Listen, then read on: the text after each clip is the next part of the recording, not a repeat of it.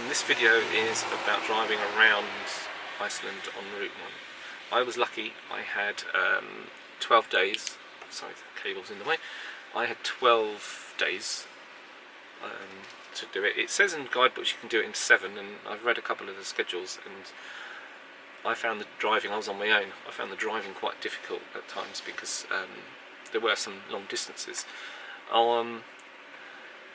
If you want me to be a negative, I can't think of any other negatives actually to do with Route 1. Positives, the road surface is fine the whole way. Generally I found on the south and going up the east you would get the 1-lane bridges, and that's something that's, I don't know if that's unique to Iceland, but I found them no problem at all. The traffic is such that there isn't a lot of waiting at all. I very rarely had to stop that much.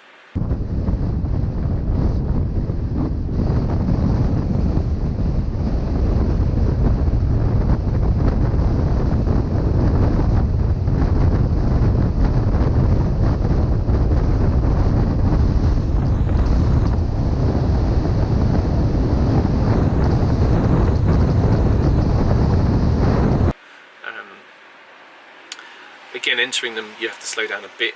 Some of them are made of a concrete surface, some of them are a metallic surface, which is quite a weird thing to hit at speed, to be careful. But in terms of travelling Route 1, it's a long way, but it's an absolutely perfect trip. In terms of generalisations, I don't know if I have a whole map of the country. I don't. I'll flick through my bits to see if I have a whole map of the country. I would say 95% of it is just, you come to bits where you go, wow, that's beautiful. I was lucky with the weather, apart from today, which is my last day, and I'm driving into Reykjavik, and it's miserable. I don't know what I'm in a lay-by at the minute. It's disgusting out there. So I decided to do some of these videos now. Alright, there's Iceland. Okay, Reykjavik, and there is a red dot on, happens to be in this one.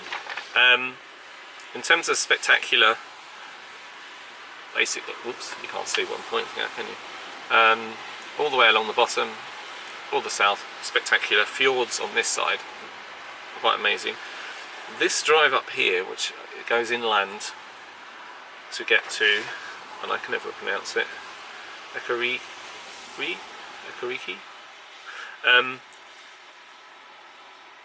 is stunning. I mean, it's like you're driving across Mars or something. It's quite incredible.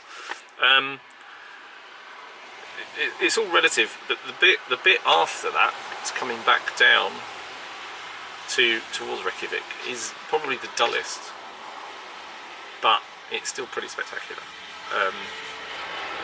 There seems to be less to see from a touristy point of view down here. I spent most of my time on the south coast and in the east up to Maivarten, but it's still spectacular. So, in conclusion, the Route 1 is really well set out. Everything you possibly could see in a 2-wheel vehicle is on it or near it. I say 2-wheel vehicle, 2-wheel drive vehicle. Highly recommend it.